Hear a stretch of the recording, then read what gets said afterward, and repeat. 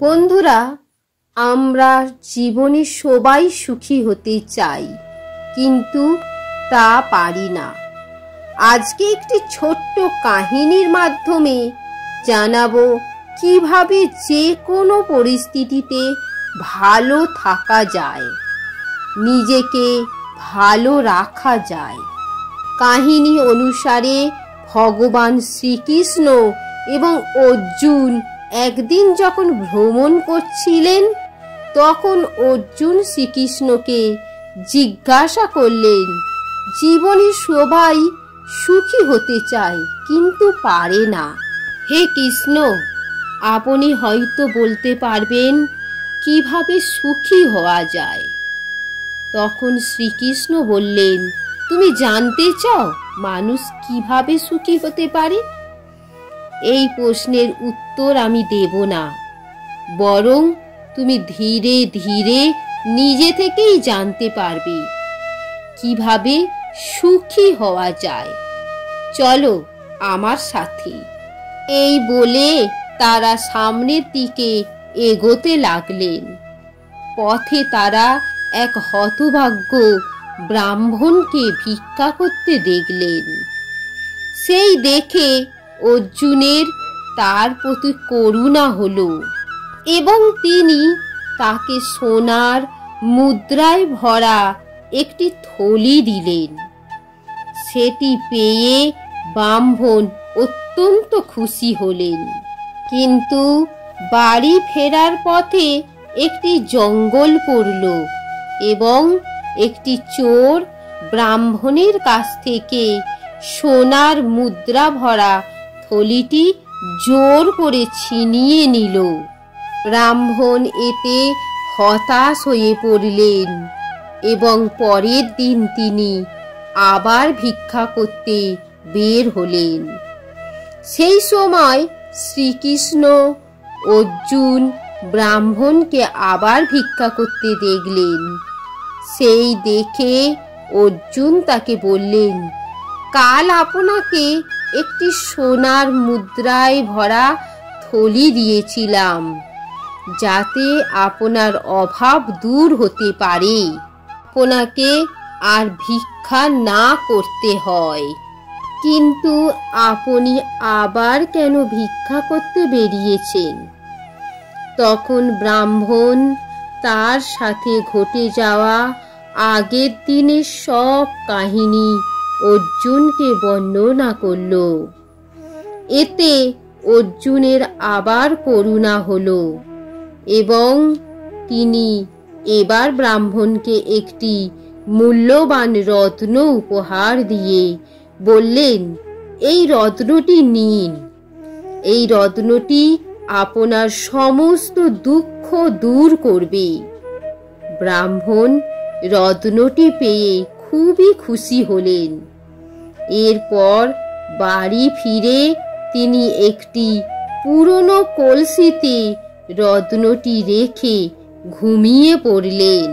পরের দিন তার স্ত্রী একটি কলসি নিয়ে জল আনতে গেলেন, কিন্তু কলসিটি তার হাত থেকে ফসকে জলের মধ্যে পড়ে গেল।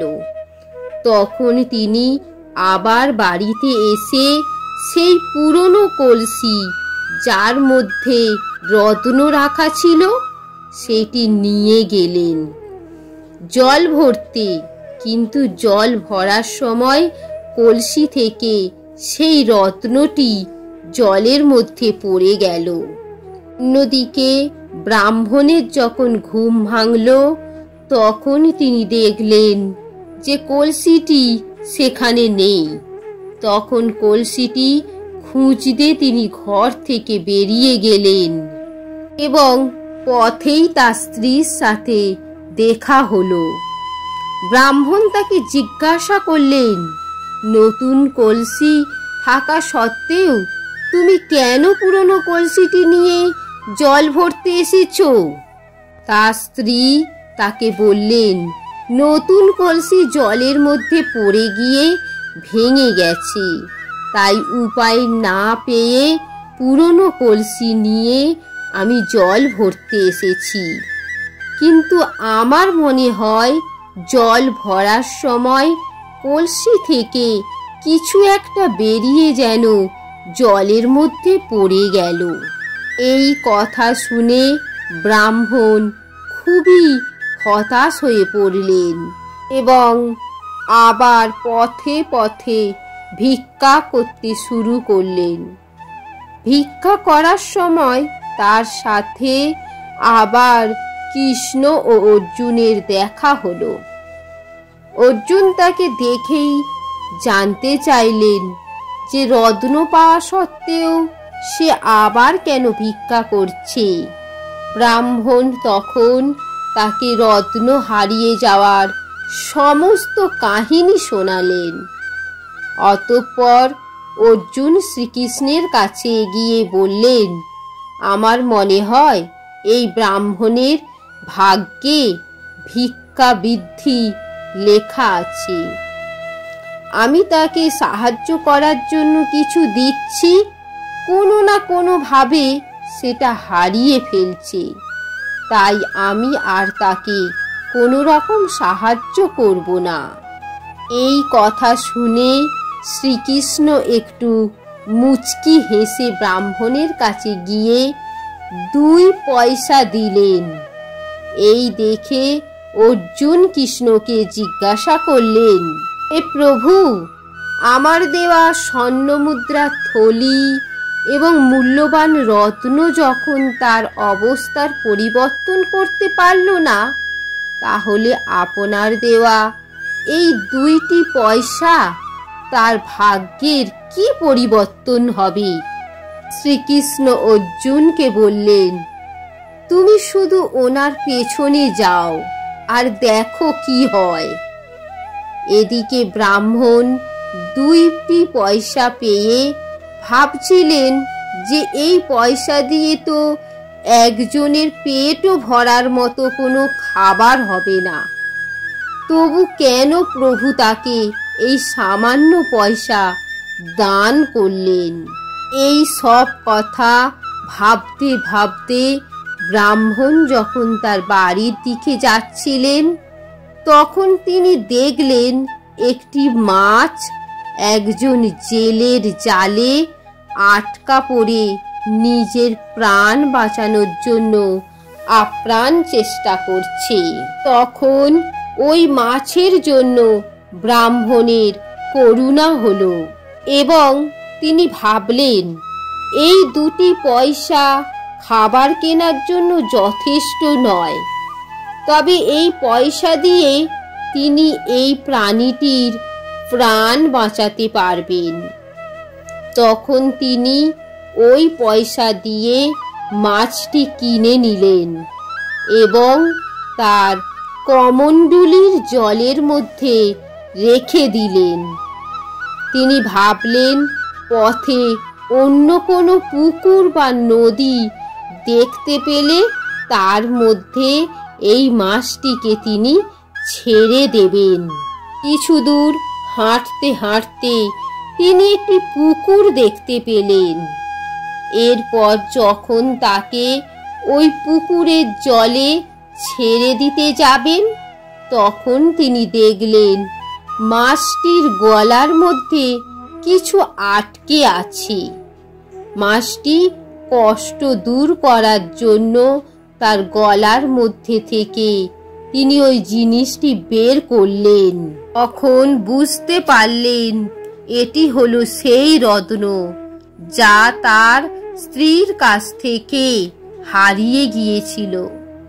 রত্নটি পেয়ে তিনি আনন্দে চিৎকার করলেন, আমি পেয়ে গেছি, আমি পেয়ে গেছি। আর সেই সময় সেই চোরটি যাচ্ছিল যে আগের দিন তার সোনার মুদ্রা ভরা থলিটি চুরি করেছিল। সে ভাবল হয়তো তাকে দেখে ব্রাহ্মণ চিনতে পেরেছে এবং তার বিরুদ্ধে রাজার কাছে নালিশ করবে। তাই শাস্তি এড়াতে সে সেই স্বর্ণ মুদ্রার থলিটি ব্রাহ্মণকে দিয়ে সেখান থেকে পালিয়ে গেল। এইভাবে ব্রাহ্মণ ওই মাছটিকে প্রাণে বাঁচানোর বিনিময়ে তার হারিয়ে যাওয়া রত্ন ও সোনার মুদ্রা দুই ফিরে পেলেন এবং প্রফুল্ল চিত্তে গৃহে ফিরে আসলেন।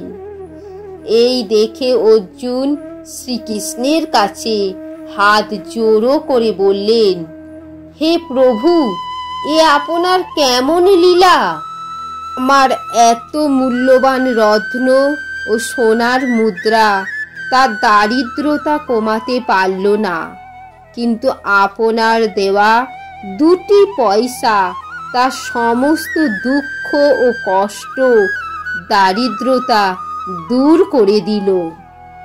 তখন শ্রীকৃষ্ণ হেসে বললেন, অর্জুন, যখন তুমি তাকে রত্ন ও সোনার মুদ্রা দিয়েছ, তখন সে কেবল নিজের সুখের কথা চিন্তা করেছে, কিন্তু যখন আমি তাকে 2 পয়সা দিয়েছি, তখন সে অন্যের কষ্টের কথা ভেবেছে।